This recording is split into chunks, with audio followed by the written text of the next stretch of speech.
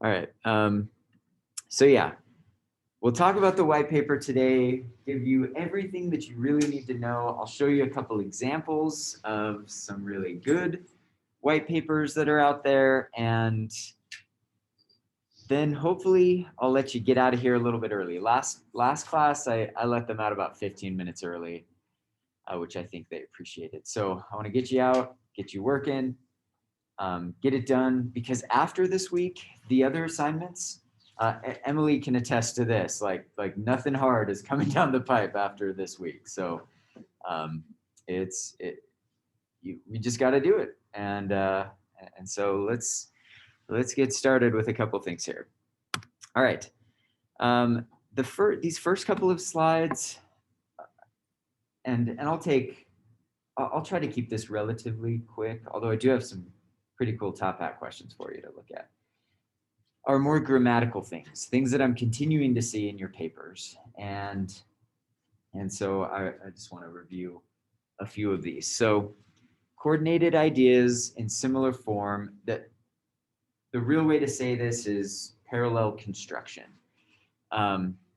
So I like just jumping down to the examples here first. Like James says, Ellen likes hiking, the rodeo, and to take afternoon naps.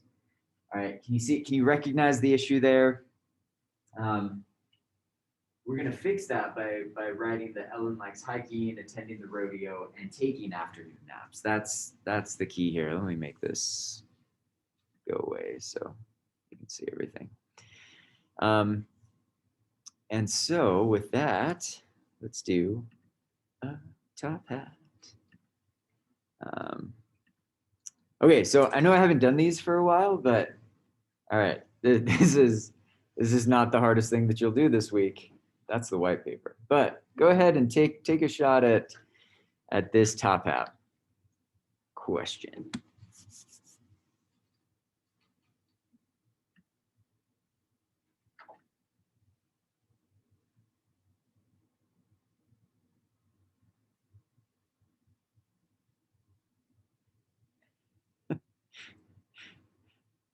I promise they won't all be this easy. But sometimes it's just kind of fun. All right, so if we pull this up, you can see that everybody got it right, because nobody takes you dancing and showing. I don't even know what that means. Dancing and showing. Let's not get into that. So yeah, you guys got that right. So good. Now, the other important thing to do is that you keep your tenses the same. Now this I primarily see when you jump between a past tense and a current tense. I saw this a lot in your resumes too, by the way. And to clear that up, I think I told you in here, just keep everything on your resume in the past tense, even if it's a current job. Just write everything as if it was past tense. So in that case, before he installed the circuit, he cleans the contacts, is going to jumble those tenses. Let's just make it, before he installs the circuit, he cleans the circuit board. Or you can put it all in past tense. But watch it when you're revising your papers this week. Go through it again and look for these issues, primarily parallel structure and tense, keeping the tenses similar. And I don't know. Yeah, for white papers, it's mostly going to be present tense. And we'll get into why that is in a little bit, but it's mostly a sales pitch. So you want to keep everything current. All right. Now this one, the importance of revising and reviewing your work before you submit it, it's always important. Sometimes Emily and I see your work and it's a little less clean than I know that you wanted it to be. When we read it out loud and when you read it out loud, that's usually when you can catch those issues best. And that's all fine, but I have to tell you a story because this was one of the most horrific days of my mom's life. I was in So yeah, we're gonna talk about my mom. When I was in high school, I was on the track team, and the track coach sent an email out to all of the families of the track athletes that year.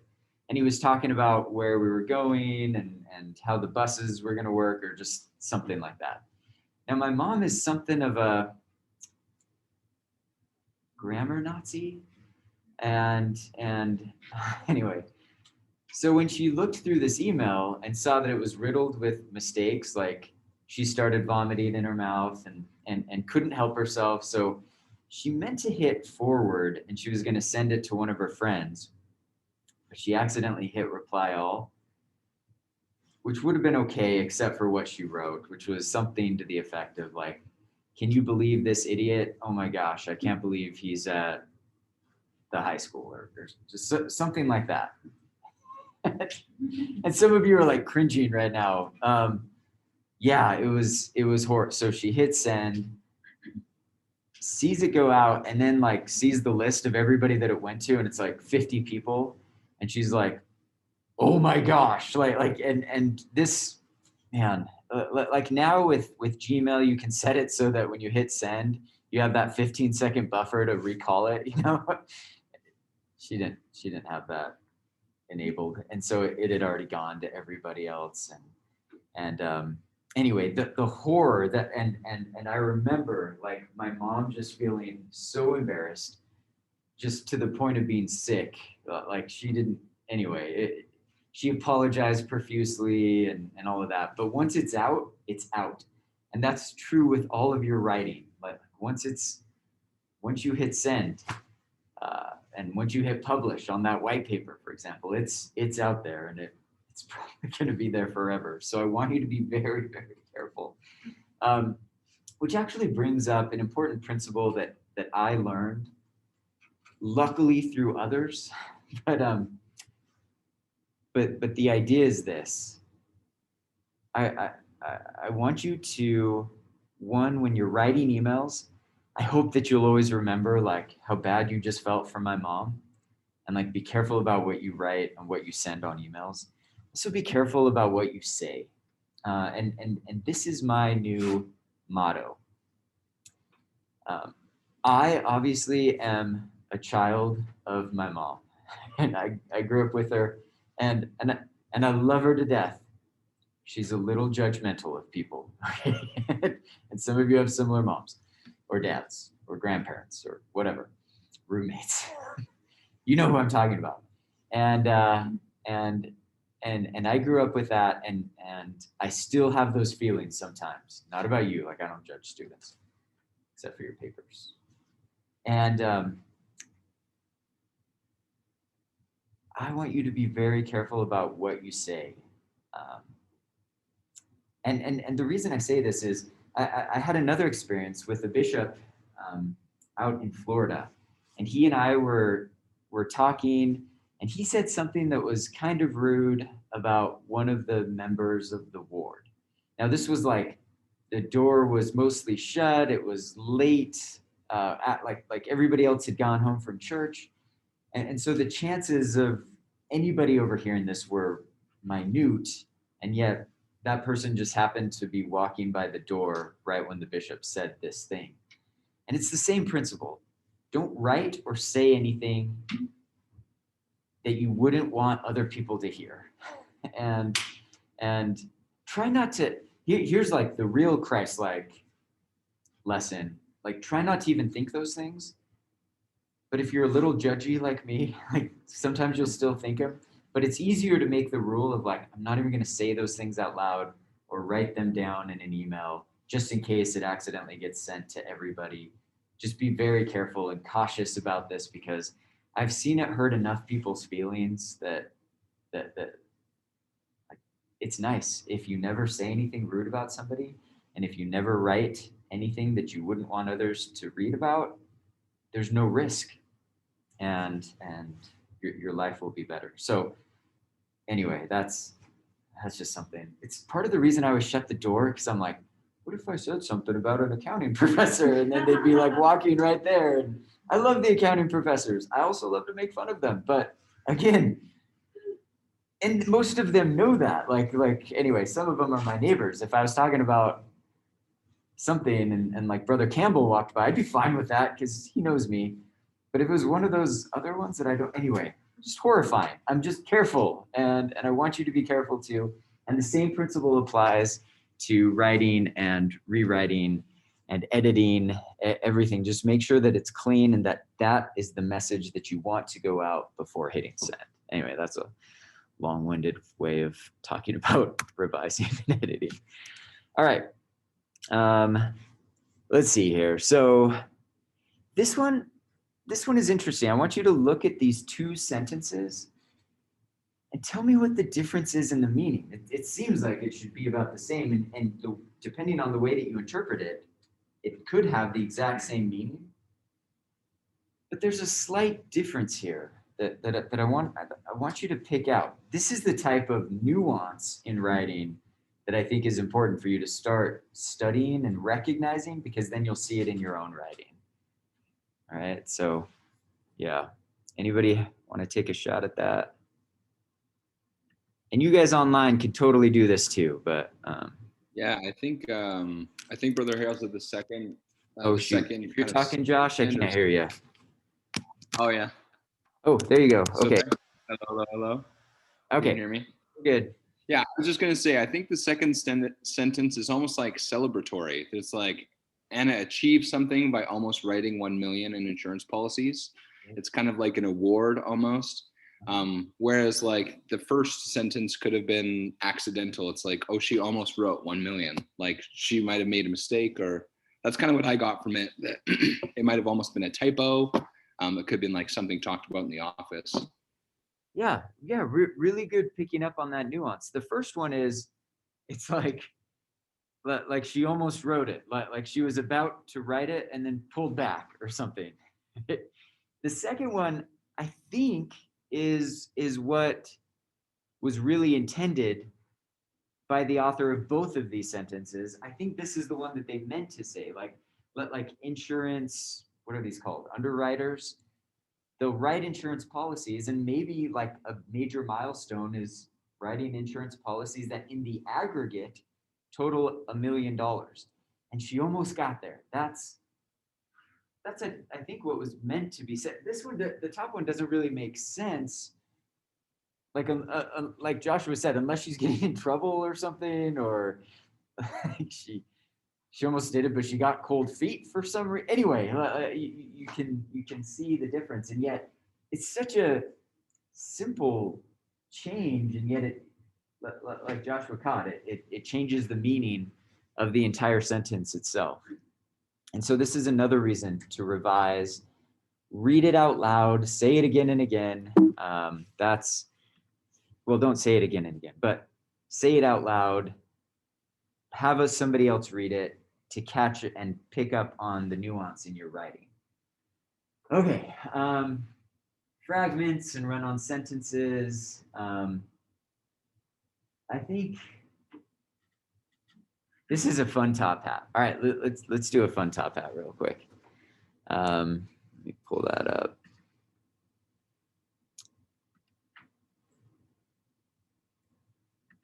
Oh, not assign, sorry.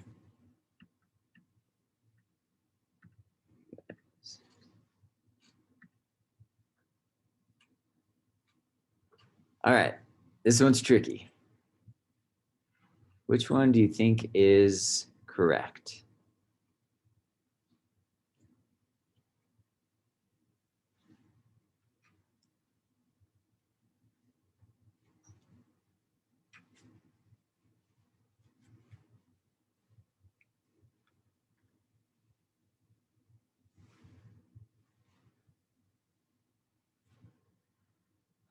All right, waiting on one person, really indecisive. Oh, we got everybody.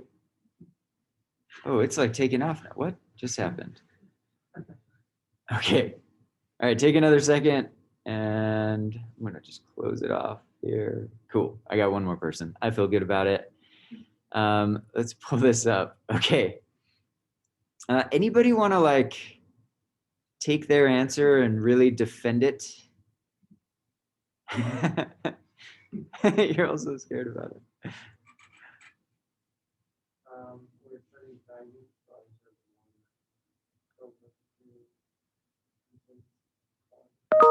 So you took A, or are you talking about B? Okay. The manager instituted several new procedures. Some were impractical. Is that right? I wish you could see the smile under my.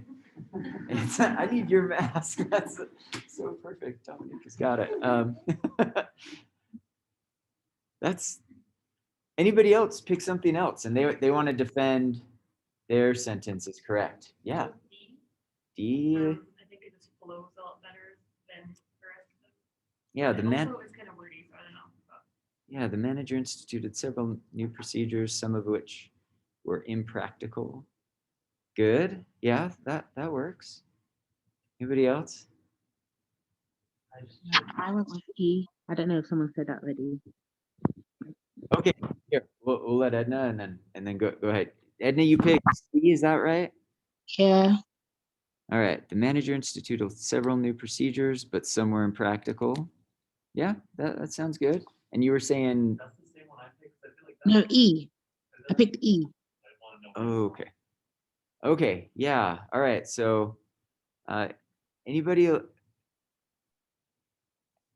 see what I'm doing here? This is like a tricky one. They're all correct. It's just different ways of saying the same thing. And these first two, you can do a period or the semicolon. Anyway, this reminds me, Emily, of your section last year. We had that one kid that's like, it's got to be B. It's a semicolon. When you see a semicolon, you know you mean business. His answer, and I'm like, oh, okay. They're all right, so it's not like any of these are wrong, but they're all just perfectly fine ways of saying the exact same thing. And I want to show you that. Sometimes we worry about grammar, like, oh no, like, is it a comma, or should I put a semicolon or a period? And oftentimes you can do all of them. You may have to change a few things, like with the comma. I think some were impractical, some of which were impractical. Those are all acceptable. I'm trying to think how we could mess with this. Like if we pick C and put the manager instituted several new procedures, period, but some were impractical, that's probably wrong. Like you typically don't start a new sentence with and or but, usually, but that's not, like, you learned that in high school. It's not a real rule. You totally can. Just in general, in professional writing, we typically wouldn't do that. It's fine, but again. Anyway, this was just meant to like freak you out a little bit. I didn't do it very well, but yeah, you're just cool. Bunch of cool cats in this class. All right, questions? Anybody online or, oh yeah, there. which one, if you were writing an email with this phrase, which one would you use? If it was me, my personal style is probably more along the lines of, I'd probably pick B. Semicolons mean business. They're fun to use sparingly. All right. It's like salt. I'm going to screw it up if every other sentence has a semicolon, but all right. Yeah. E, I probably wouldn't do, although that works great as well.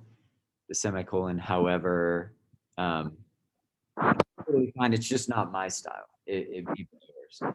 Did you say you picked E? Yeah, I have a question because like the first one doesn't it seem like an incomplete sentence? Like when it says some were impractical, what is some? Because I wasn't gonna go with the some or semicolon because it joins the two sentences together. Yeah. But the first one I was like, no, it can't be right because Yeah, so some is going to act as it's the noun substitute. Basically, it means new procedures, and it's implied that some means some new procedures were impractical. So that's why it's going to be okay. You've still got the subject verb, but yeah, you could totally do that. And but yeah, Edna, did you say that you picked E? I did. Yeah, see, E, it's totally fine. Not my But style. it's wordy. Yeah, it is a little wordy. So you probably knew Brother Hells doesn't like it that much. But it's very formal. I'd expect someone from, London to pick that one. Oh. It totally works. It's very formal and I like it. Just not my style. So cool. But all of these, like if you wrote any of these on an exam, or not an exam, on a paper, I wouldn't take points off for any of these, just so you know. Okay, cool. That was fun. Let's see, I might as well do some modifiers. Yeah, let's just do this one real quick. This one's kind of fun. So get this out of the way. Present, start presentation. All right, so the sentence is, George came over while I was writing my paper with a 6-pack of Mountain Dew. These misplaced modifiers adds confusion, like who had the Mountain Dew? Go ahead and just figure out how should we rewrite this so that it makes sense in the way that it was intended. Okay. Well, this you have to figure out the intent. It's anyway, yeah, Austin. I feel like sometimes when you write, you just have to write, then you have to add too many commas to make it make sense. Yeah, that could be a red flag if you have too many commas. That's a good general rule of thumb. I like that. Okay. And that will help you in this one too, which I just gave away. All right, so if I check out your responses, most of you decided that in this case, what was really meant was that George came over with a 6-pack of Mountain Dew. The key with misplaced modifiers, and I know you're like, what is Brother Hales doing? I normally don't get into grammar in this class. I leave that up for No Red Ink No Red Ink. But these are just some things that I think are fairly important just to review in class. And the rule here is it's very similar to what I've been telling you about active voice versus passive voice. Keep the subject and the verb together. With misplaced modifiers or just adding that ambiguity, the lesson is keep the modifier close to the phrase or the object that it is connected to. So in this case, we're going to keep the 6-pack of Mountain Dew close to George, right? George came over with a 6-pack of Mountain Dew while I was writing my paper. Like most people aren't writing their paper with a 6-pack of Mountain Dew when George came. I guess that's, well, I don't know. Did you do that? Anyway, it's possible, but we just assume that what was really meant was B. And so again, reread your sentences to make sure that this all fits. Anyway, that's enough for Top Hat today. Let's get back here. Okay. So that's run-on sentences. Okay, I love this so much.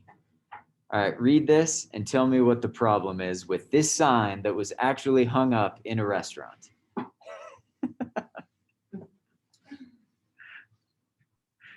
Does it make it seem like the manager's even worse? You should wait and see. Yeah, so Edna got it right away. Like, you almost have to read it with a little attitude. Like, anyway, you think our waiters are rude. That's exactly how I read it. See, Edna and I are on the same page. I would read this and just start busting up. And the restaurant had no idea why on earth the customers kept taking pictures with this sign and then putting them on Instagram. They're like, doing this next. Anyway. And the restaurants, they're scratching their heads because they didn't read it through and understand that, again, this important word of nuance. How one simple sentence could be interpreted 2 different ways is so important. How would you rewrite this so that you get rid of that ambiguity?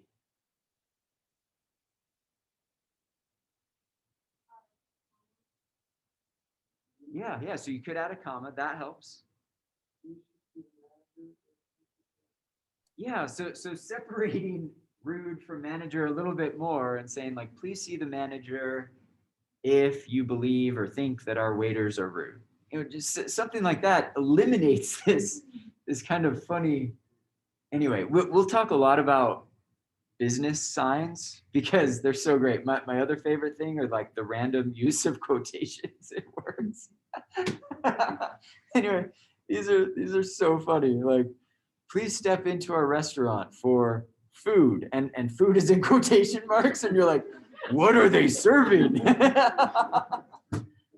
But so many people do this, and I just saw there's these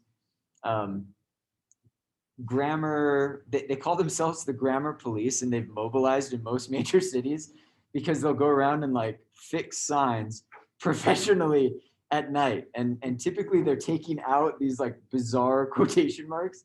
The other thing that they take out are like random capitalized words, and so it's awesome. Like we don't have it in Rexburg, unfortunately, although I haven't seen any signs locally that I think need it. But again, big cities, they're always on the prowl for like these signs that are like this that somebody didn't really think through. And by the way, this right here is really what business writing, to me, is what it comes down to. Like, before you put up anything, it doesn't have to be something major like a white paper, or even simple like a memo / email.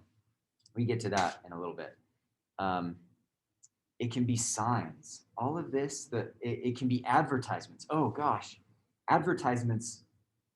We'll get to this in a little bit, but nuance in advertisements has caused all kinds of problems. The example that I'm going to go over in class is Dove soap. And they didn't mean to do this. Like as far as I can tell, the intent for racism wasn't there, but they were like, here, use this Dove soap and you'll get clean. And it shows this. It starts off with a black lady who pulls off her shirt as they're talking about this to reveal a white lady. And then you're like, what just happened? And then the white lady, like that's usually every people got offended by that and started posting it all over social media. The rest of the advertising, like it was just women continually taking off their shirts, which, you know, it's effective, but anyway, so the white lady, by the way, every time a lady pulls off her shirt, there's another shirt on. Like, we're not talking nakedness here. Okay, just thought I'd explain that. The white lady does the same thing to reveal an Asian lady, and it continues on. But again, if anybody can misinterpret or cut short your advertisement to make it look racist, they will. And then you've got to deal with the PR problems that are coming. And so that it's not just don't be racist or have these subliminal racist undertones in your advertisements or business writing, signs, etc. It's think about how could it be interpreted? And that is just the world that we live in. And so you have to be very careful about all of that. So yeah, like I said, Dove got in all kinds of trouble for that. That was a couple of years ago. Now they've stopped selling skin whitening products and just things that you need to understand and talk about. Okay, this one I like too because this was in a memo, so this was an email. And tell me if you can spot the nuance here. Like, what's kind of funny about this?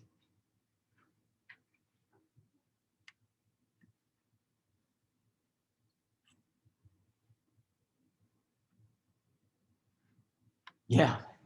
The first one saying that John Stein was in quality control more than Mr. Johnson, which is she's dying it more than the first. Yes.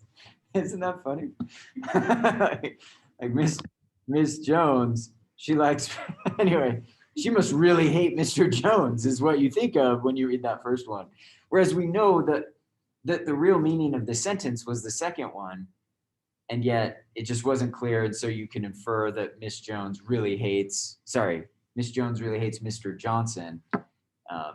And so again, somebody's not being careful with their comparisons and their writing. Okay, so that's enough of the grammar stuff. Now we need to talk about being persuasive. And I'm doing this now persuasion is, I mean, you could take classes on this and spend a whole lot of time on rhetoric or persuasion. Those overlap. They're not the same thing. But this, I think, is important because a white paper at its core is a persuasive paper. A white paper is you asking for money.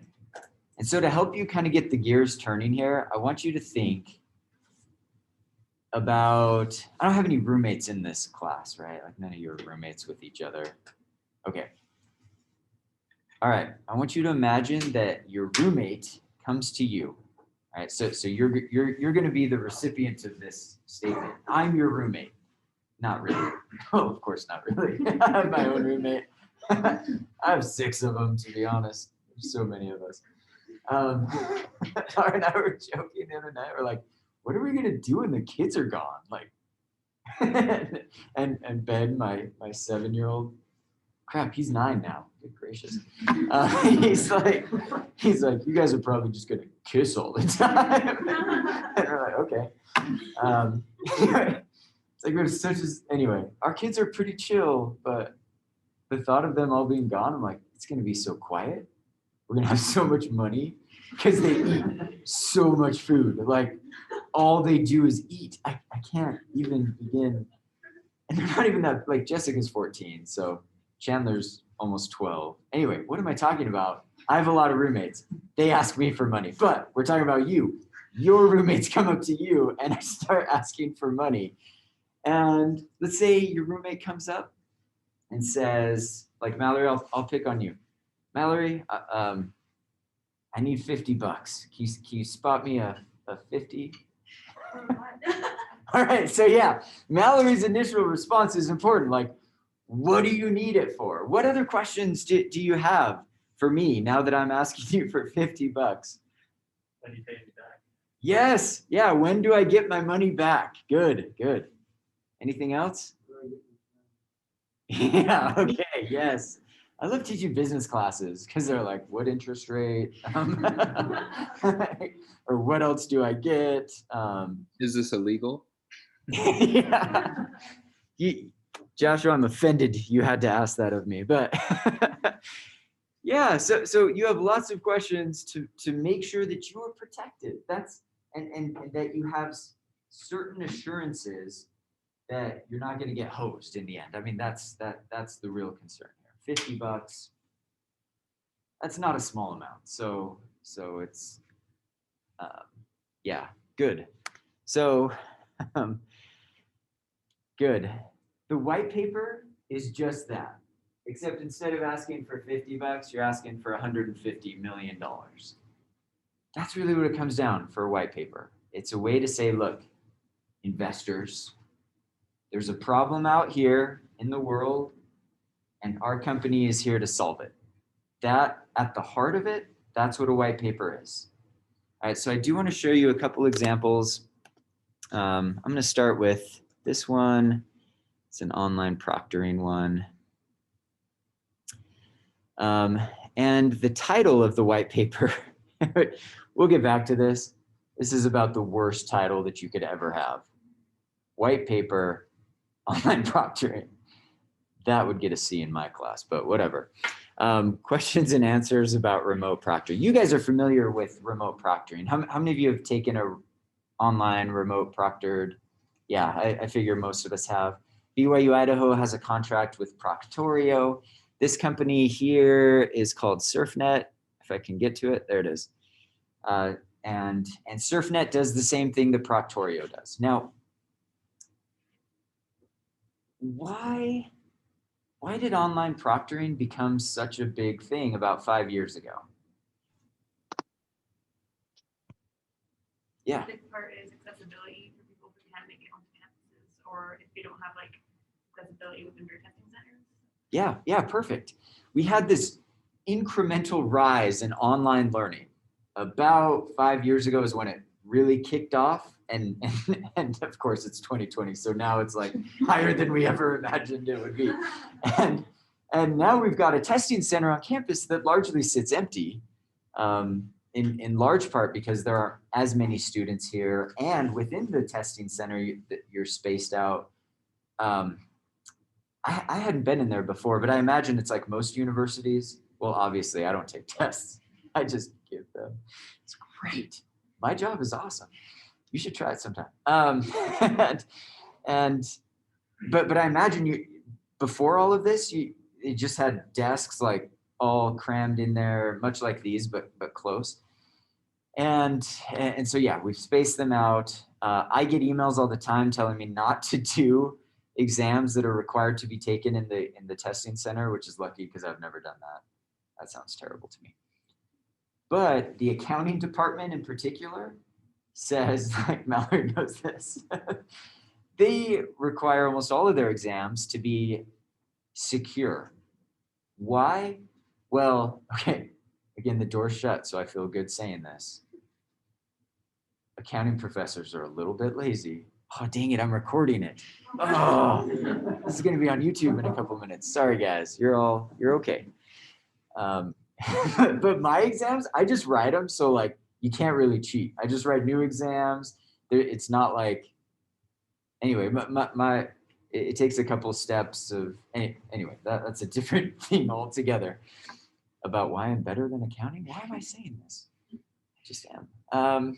And anyway, with online learning, if you still need that same level of security that you could get in a testing center, well, you can't necessarily do that if you're at home, unless when you take the exam, it shuts down everything else on your computer. It records you during the whole time. Sometimes there's a live person on the other end of your laptop watching you take exams. A little creepy. And so there's security issues. What other issues do you see with online proctoring other than security? Like what potential problems do you see with this? Yeah, that's a major problem. It's happened to a lot of people, students that I know. Yeah, good. Other issues, yeah, like. You can get flagged for like no reason. Like I had a friend who was looking up at the ceiling to like think, Yeah. and the proctors that were like watching it thought that he had his notes stuck to the ceiling, and so he failed his exam. Oh And, my yeah, gosh. ridiculous. Yeah, and even if there's not a live person watching you, they've built in AI that will track your eye movement, and then they'll be like, Brother Hales keeps looking down to his right. It might just be like this random tick that I have, like when I'm thinking I look down, or like Leia's friend, I look at the ceiling, like most people do. Like, heaven help me. So many prayers are given during exams. So many prayers will be given while you're writing the white paper too, by the way. But yeah, and it flags that. It will say, you know, somebody's looking down here. Let's invalidate this test. Sometimes they'll have you pick it up and like show your whole room. If any of you had to do that yet, yeah, like you have to do a 360 of the room. And so, yeah, you've got security issues. You've got privacy issues too. This is a major thing. Like, at what point is this an invasion of your privacy? And how much of your privacy do you give up because you're taking an exam that requires you to give up some of your privacy to protect the integrity of the exam? It's, again, it's almost well, to some extent, it is a legal balance, but an ethical balance and a proprietary balance. All of that comes into play. And everything that we just talked about, sorry, did somebody say something? Yeah, I was just going to say, I actually used to work in the testing center at the school. Oh, cool. And I think the comparison between like the testing center and like remote proctoring is there's like a greater amount of stress when you're proctored in your exam remotely, because you can't get up, you can't go anywhere. Whereas like at the testing center, if somebody's stressed out, they can go like, I mean, if they had like a granola bar or something, they could go like eat in another room and they could leave their test behind. But there's no breaks, right? So like I believe you perform worse on a remote exam than you do in person, because there's just such a high level of anxiety. Yeah. I agree with that because I'm so scared. I like to look around anyway. That's just my nature. I get bored of something, I'm gonna move and then come back to it. Yeah. But I get so scared of like looking away and shutting down the exam that I'm constantly looking at the computer, which doesn't hurt it hurts my eyes. So I really agree with like the anxiety thing, because I'm just like staring at it like this. I don't want to look there, but I want to like, it's just, yeah, it's a lot. Yeah, you're like eyes start watering and stuff. You're just bloodshot. Anyway, it's crazy, right? And yet it's 2020. We're doing stuff online, and this is where we are. So this company, SurfNet, this came out about 4 or 5 years ago when SurfNet wrote this, and this is their white paper. The white paper identifies a problem. The demand for online proctoring is shooting up to the sky. By the way, I'm just realizing I should have bought more stock in online proctoring when all this started. Anyway, too late. Much too late. But they identified the problem, and this white paper is all about, hey, we've got the solution. We are the solution. And that is what I want you to do with your white papers, with the companies that you've chosen. All of you, the company that you picked last week, I need you to identify a problem out there, and you're going to write about how you're the solution. Austin, question? Okay. The key here, and what I want you to do by Wednesday. So here's your real assignment by Wednesday. Sorry, Thursday, wrong class. Thanks, thanks, Joshua. Thursday, I don't expect you to have a full rough draft of your entire white paper. I know that's probably all you're going to be doing on Saturday. So it hurts my soul. Do it earlier, but you're not listening. You'll do it on Saturday. But at least if you can bring a rough draft in on Wednesday, great. You're going to love life. You're going to have an actual life on the weekend. But if you can't, at least bring in a good outline. And this, I think, is a pretty good outline. So I wanted to show you, once I scroll down here. This is just their forward. All right, the content. So this is it. And they've divided it into 3 parts. You don't have to do that. Yours could be 1 or 2 parts. Your white paper, by the way, what is this? 30 pages, I think. Yours does not have, you're not in English 301. Congratulations, you're in my class. So as far as your pages that I require, you know me well enough to know I'm not gonna set a page count. In the instructions, I just say anywhere from like 4 to 8 pages is kind of standard for this. But again, I'm gonna leave this up to you, and I want you to kind of tackle the main issue facing your company. All right, and I'll get into examples in a little bit, but find out the problems and then come up with a good outline of how your company that you've chosen is going to solve those problems. So here, part 1 is really all about like, what is online proctoring? Just the background information. That's great. That's fine. This may be what you cut out because you're not going to do a 30-page white paper. You could just put that in the introduction. All right. But here is where I think we get into the main things. So part 2, privacy. So how does SurfNet protect the privacy of students taking online proctored exams through SurfNet? They go through a lot of the legal issues, law enforcement, processing in other countries. It shows that they've thought about it. And that's important.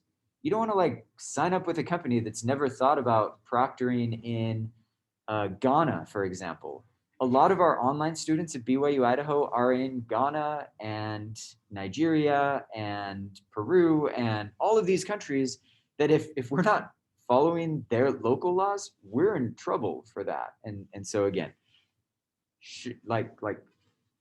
show us that you've thought about those issues. That's what part 2 is. And then 3 is the real kicker here. If you were doing an online proctoring company, which none of you have picked, but if you were, I would probably just focus on anti-fraud and the reliability of online proctoring. That's my main concern. Well, that would be the school's main concern. I'm a lawyer, so the legal issues are my main concern. But anyway, I think the major issue here is it reliable? Does it work? And write your 4 to 8 pages on that. Now, many of you are picking not online proctoring. So you're going for things like, here we go. like Nike, for example. Well, what problems can Nike solve right now? For this, if you don't know, if you've picked a company, maybe it's a large international corporation, publicly traded, it's in all of those databases that Julianne Self showed you. That was just a week ago. And you can find all of that. Actually, I'm just going to do this right now. This was really helpful when I figured out that I could do this. I'm going to go to the library's website, library.byu. And here's your key. All right, this is going to save you so much time if you picked a publicly traded company.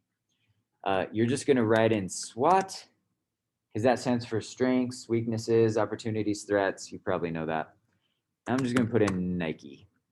So if I do a SWOT for Nike, I am going to come up with the most recent professional SWOT analysis done for Nike, if it ever loads. And what's happening? There we go. Here it is. So Nike Incorporated SWOT analysis. And I can go into this. And by the way, if you didn't know this, like usually when you're looking for a PDF and it shows up on the library's website, it'll be in the upper left-hand corner. So I click on that and I can see, I wonder how many pages this one is. I can go through this and see all of the, a short condensed grid of what the strengths, weaknesses, opportunities, and threats. And for this assignment, I think the best thing you should do is look at the opportunities and write a white paper about one of those. You could also write about the threats. A white paper could very well be designed to take those threats and say, here's how we're dealing with it.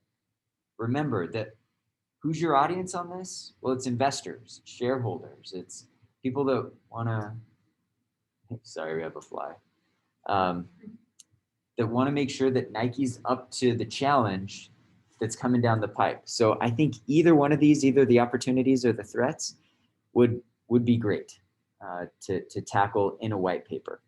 Now, some of you have chosen like smaller companies, a family business. That's fine too. Go talk to the owner. If it's a small business, go talk to them. Ask them what challenges they're facing and figure that out and write, dang it, words. Write your white paper on that, okay?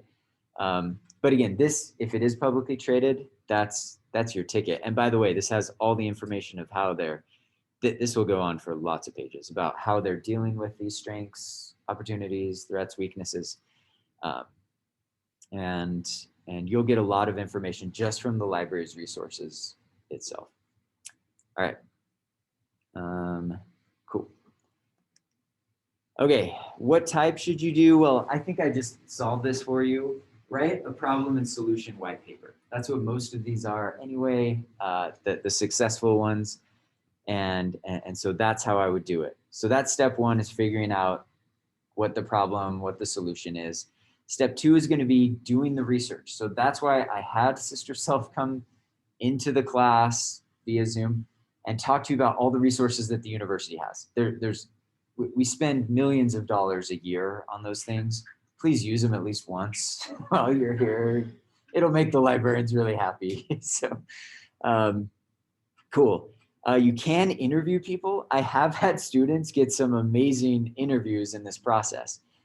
Somebody that wanted to do this on Southwest ended up getting an interview with an executive at Southwest. She got an A in the class and she got a job in Southwest when she graduated. Shocking. So shoot for it. I think that's totally fine. Now, if you're trying to get a hold of like Jeff Bezos or something, good luck.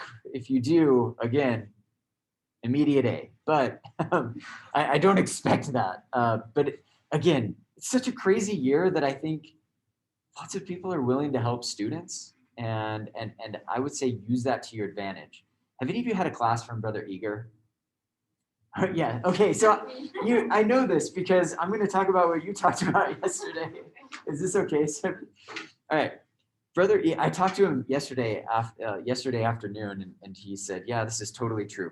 When your students, especially like sophomores, juniors, you're non-threatening. The analogy that he uses, what he calls you guys puppies or something. You're like puppies. You're cute. Like you're just fun, and people want to help little puppies. Right? They'll pick you up and stroke, well, in an appropriate way, take care of you. Now, once you're graduated, then you're just like that stray dog. Like now you're just unemployed and you're not as cute anymore. And anyway, when you ask for things, it's like they're really just asking for a job. Whereas right now, when you're still in school, you're so cute. Just go in and say, I want to research all that I can about your company. Stroke their ego, all right, metaphorically speaking, which is the only way to stroke an ego. But anyway, they will take you under their wing, metaphorically. This is going to be a metaphor class. And so use that to your advantage. Right now, you're not threatening. Nobody's really hiring during the recession anyway. So this is a perfect time to start making some great connections. Anyway, that's my thought there. So yeah, interviewing, taking notes from the people that you interview. This is all important, and then start putting it together. Really start writing that outline. That's I think the key thing to do before Thursday is to start doing that. And just sticking with Nike, you guys know who Kipchoge is? Oh, he just set the world record for a marathon. Did it under 2 hours. Anyway, did it in April. Flew up he lives in Kenya. Flew up to Austria. And it was this super high-tech, amazing thing. Nike made these shoes just for him. You can't even buy them yet, but you will soon for your life savings. Anyway, he was wearing these, and it was this amazing, like I watched the whole thing. A marathon. It's just people doing this for 2 hours. I was intrigued. Like, this was amazing. Because he had this team, this international team of runners that would keep him on pace. They had this Audi out front that would project a green line down on the ground where they had to be to stay at the 2 hour mark. And Kipchoge would just stay right there. And it was nuts. But he did it. Anyway, he came in at like 1 hour, 59 minutes and 45 seconds. Did it first person in the world to do it under 2 hours. And that was cool. And Nike wrote a white paper about the use of carbon fiber plates in shoes. Carbon fiber, of course, will, like, when it's bent, it'll snap back into shape. And so if you put it in a shoe, when you toe off and your foot is bent like that, it'll help propel you forward. There's a lot of questions about the ethical issues of like these in shoes, and did he really get the record if he's using basically like springy shoes? But again, I don't care. It was amazing. First person to go under 2 hours. And he's like as old as me. That's the crazy thing. Like, part of me is like, I'm old now. I can't do that. But I just need to move to Kenya and start running with him, which a lot of American runners do now. But anyway, that's a different story. Write a white paper on that. Okay. All right. Here's your outline. We've talked about this a lot. But I do think this is kind of important. The information that you just kind of have to get out of the way, but probably still needs to be there, put that in the middle. Nobody reads the middle, okay? Like, start off with the most important information right at the beginning, and the second most important information at the end. Anything else that if it has to be in there, put it in the middle. If it doesn't have to be in there, please, for my sake and for Emily's sake, just leave it out. We don't need to read any longer than we need to. So, good. Okay, good. Writing it. This is what you'll be doing at Saturday at 11 p.m. It's only funny because it's true. But like I tell you here that you're not listening to, this is not a sprint. Don't do it at 11 p.m. Start early, like at least Saturday morning at the very least. Oh, I feel guilty for taking away your social lives. I want you to do something fun on Saturday night, not my white paper. Anyway, and follow your outline. So many of you are going to skip the outline part. You're just going to start writing because you think that I can't tell. I could tell. Because I did the same thing. I did the exact same thing. I'm like, I'll come up with an outline when I'm done throwing up onto my computer. Don't do that, please. But like I said, by Thursday, bring at least an outline, and then we'll talk about what you're going to do in your peer groups. Okay. Edit and revise. You don't have time to do this if you finish the paper at 11:58. So I do hope that you'll leave yourself some time to read over it and make sure there aren't those weird nuanced things that we were talking about earlier in the class period today. And then come up with a better title. So here, if you can see, oops, I zoom in, dang it. All right, never mind, I can't zoom in. I'll do this. So ProctorU is the other mate. So there's Proctorio, there's ProctorU, there's SurfNet. There's like at least 10 major players that in the online proctoring space. So all of these companies are really big. ProctorU is probably the biggest one. And they have this blue owl as a mascot, which whatever. But this is their white paper. And I was making fun of SurfNet's title a second ago. This is so much better. Cheating in the digital age. That's so much better than white paper, online proctoring. All right, so the last thing you want to do after you've written it, I think that's the time to come up with a compelling title, something that is going to make me and Emily want to read your white paper. Okay, so that's always important. This, by the way, this is how journalism works too.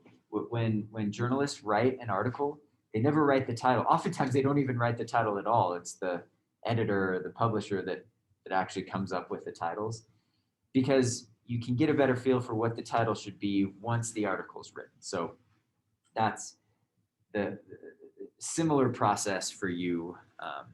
Think of it as a billboard, something that people will want to read. And then when all of that's done, and you've edited it, you've reviewed everything, now it's time to publish the paper, or in your case, hit submit in iLearn. Okay, cool. I did want to show you, I think this is actually kind of fascinating. There are some white papers out there that get a lot of attention. Most of you, have you ever read a white paper? I would be surprised, by the way, if you have. Nobody's read a white paper online. I'm guessing you guys haven't. Yeah, it's not like most people sit down on a Monday morning and say it's time to read some white papers. But Elon Musk, if you're familiar with Tesla, he wrote one that actually was all over the place a couple years ago. And it was about his idea for what he calls a hyperloop. Close this down a little bit. All right, so his idea was, well, I should, well, one, he fails on the title thing, like Hyperloop Alpha, I don't know what, anyway. But what he does is it was so compelling that even with a terrible title, everybody read it. It was on the news for about a week straight. And it all started with California being very California. So let me explain. California had a problem. One, in the US in general, we don't use public transportation. Like, we like our cars, open roads, like nothing's more American than that. Well, that's great until gas prices go up. We want to cut back on pollution. Traffic is ridiculous. Basically California. Okay, so California is facing all of this. And so California said, look, there's this technology that other countries use. We should look into it.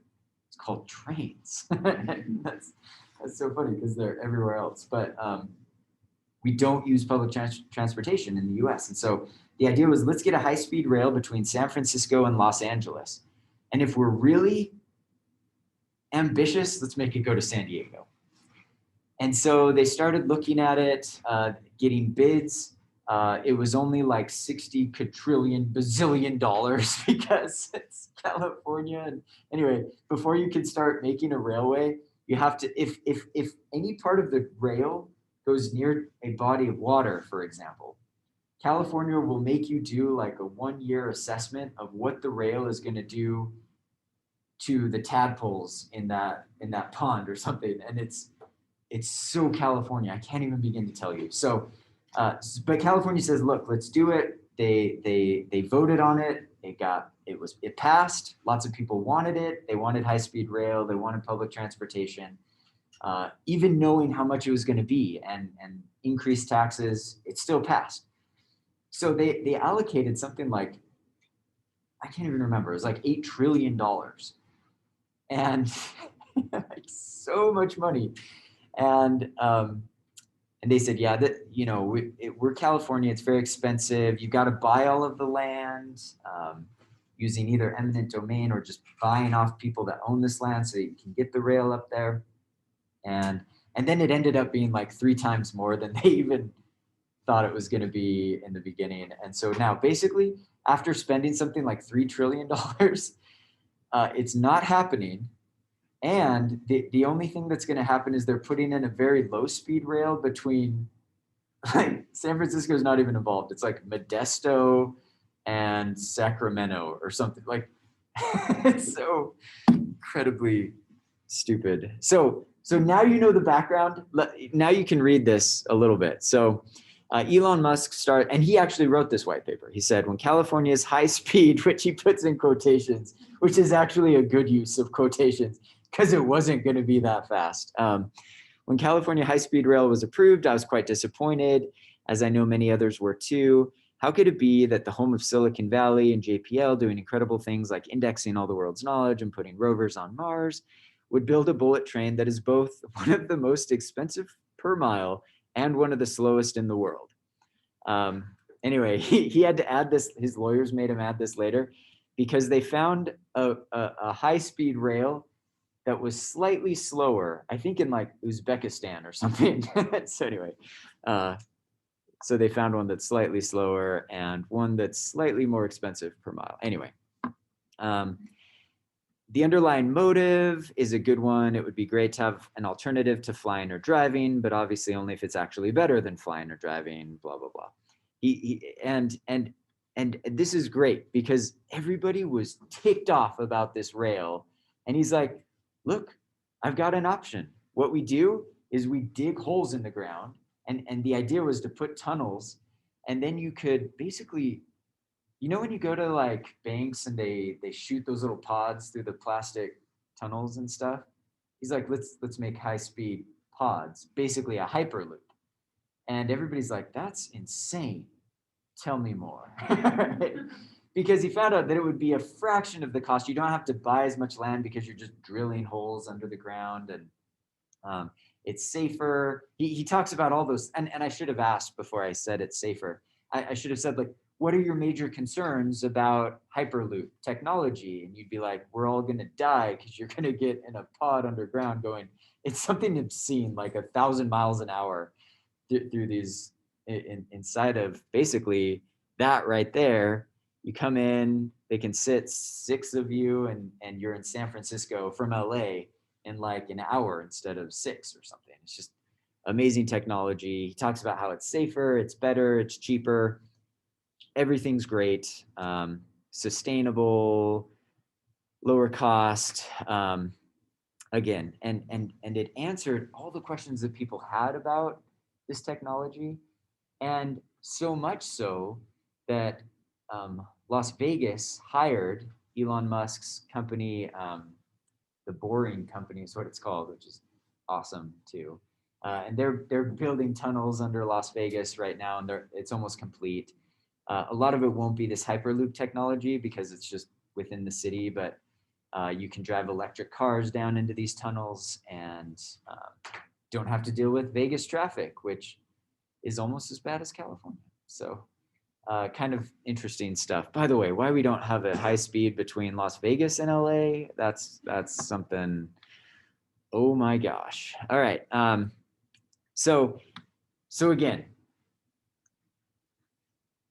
do your research, find something fun, find something interesting, just call up some senior vice president at the company that you're looking at and see if they'll talk to you.